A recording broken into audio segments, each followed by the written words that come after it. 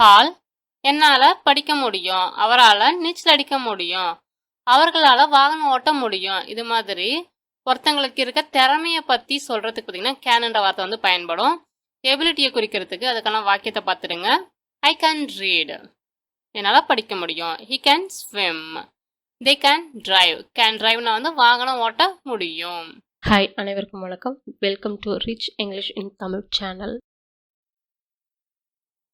நான் உங்கள் பைக்கை பயன்படுத்திக்கலாமா? நீங்கள் வாகனத்தை அங்கே நிறுத்திக்கலாம். நான் இப்பொழுது கிளம்பலாமா? இப்போ இதெல்லாம் நம்ம என்ன கேட்குறோம்? ஒரு அனுமதி கேட்குறோம், பர்மிஷன் வந்து கேட்குறோம். இந்த பர்மிஷன் கேட்கறதுக்கும் பர்மிஷன் கொடுக்கறதுக்கும் கேன் எப்படி பயன்படுதுன்னு பாருங்க. Can I use your bike? நான் உங்கள் பைக்கை பயன்படுத்திக்கலாமா? யூ கேன் பார்க் தேர், நீங்கள் வாகனத்தை அங்கே நிறுத்தலாம். Can I leave now? நான் இப்போ கிளம்பலாமா? அதை என்கிட்ட கொடுக்க முடியுமா? இதை கொஞ்ச நேரம் வச்சிருக்க முடியுமா? அதை இன்ஸ்டால் பண்ண எனக்கு உதவ முடியுமா? இது போன்ற வேண்டுகோளை வந்து வைக்கிறதுக்கு நம்ம கேனை பயன்படுத்தலாம். Can you pass me that? அதை என்னிடம் கொடுக்க முடியுமா, பாஸ் பண்ண முடியுமா? Can you hold it for you while? இதை சிறிது நேரம் வச்சிருக்க முடியுமா? Can you help me install it? இதை இன்ஸ்டால் பண்ணுறதுக்கு எனக்கு உதவ முடியுமா? சென்ஸ் நம்ம பார்க்கறது, கேட்கறது, ஸ்மெல் பண்ணுறது, டேஸ்ட் பண்ணுறது, உணர்றது, இது எல்லாத்தையும் குறிக்கிறதுக்கு கேன்ற வார்த்தை வந்து பயன்படும். ஐ கேன் ஹியர் யூ, நீங்கள் பேசுறது எனக்கு கேட்குது. I can touch the bottom, என்னால் அடிப்புறத்தை வந்து தொட முடியும். Cat can see in the dark, பூனைகளால் பார்த்தீங்கன்னா இரவில் வந்து பார்க்க முடியும். I can understand your feelings, உங்கள் உணர்வுகளை என்னால் புரிஞ்சுக்க முடியுது. I can smell something burning, ஏதோ கருகிற வாசனை எனக்கு வருது. அது என்னுடையதாக இருக்க முடியாது. முன்னறிவிப்பின்படி பார்த்தீங்கன்னா நாளைக்கு மழை பெய்ய வாய்ப்பு வந்து இருக்கு. அது அசோகாக இருக்க வாய்ப்பு இல்லை, அவர் வந்து கோலத்தில் இருக்காரு. ஸோ இந்த மாதிரி பாசிபிலிட்டிஸை பற்றி சொல்றதுக்கு பார்த்தீங்கன்னா, வாய்ப்பை பற்றி சொல்றதுக்கு பார்த்தீங்கன்னா கேனடா வார்த்தை பயன்படுது. இட் கான்ட் பி மைன், அது என்னுடையதாக இருக்க முடியாது. It can rain tomorrow according to the forecast. That can't be Ashok, அது அசோகாக இருக்க வாய்ப்பு இல்லை. ஹீ இஸ் இன் கோவளம், அவர் வந்து கோவளத்தில் இருக்காரு. அதை தூக்கனா உங்களுக்கு உதவட்டுமா, நம்ம உதவ முன்வரத்துக்கு ஆஃபருக்கு பார்த்தீங்கன்னா உங்களுக்கு கேன்ன்றது எப்படி பயன்படுத்த பாருங்க.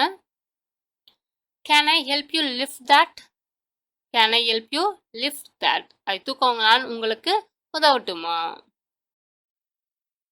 இந்த பாட்டிலில் 1 லிட்டர் தண்ணி பிடிக்க முடியும். இந்த காரில் 7 பேர் உட்கார முடியும். இது மாதிரி ஒரு பொருளுடைய கெப்பாசிட்டியை பற்றி சொல்கிறதுக்கு பார்த்தீங்கன்னா உங்களுக்கு கேன் எப்படி பயன்படுதுன்னு பாருங்கள். This bottle can hold 1 liter of water. This bottle can hold வந்து இந்த பாட்டில் வந்து பிடிக்கும். 1 liter ஆஃப் வாட்டர்னா வந்து 4 லிட்டர் தண்ணீரை. This car can sit up to 7 people. இந்த காரில் வந்து 7 பேர் வரையும் உட்கார முடியும்.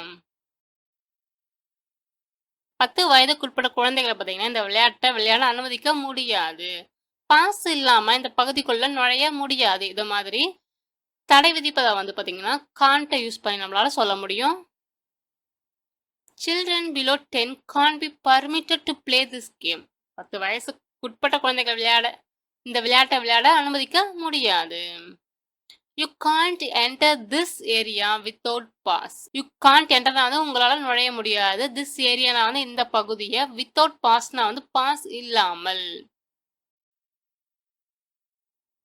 நம்ம அன்றாட வாழ்வில் வந்து இவ்வகை வாக்கியங்களை வந்து பயன்படுத்தாமல் இருக்க முடியாது.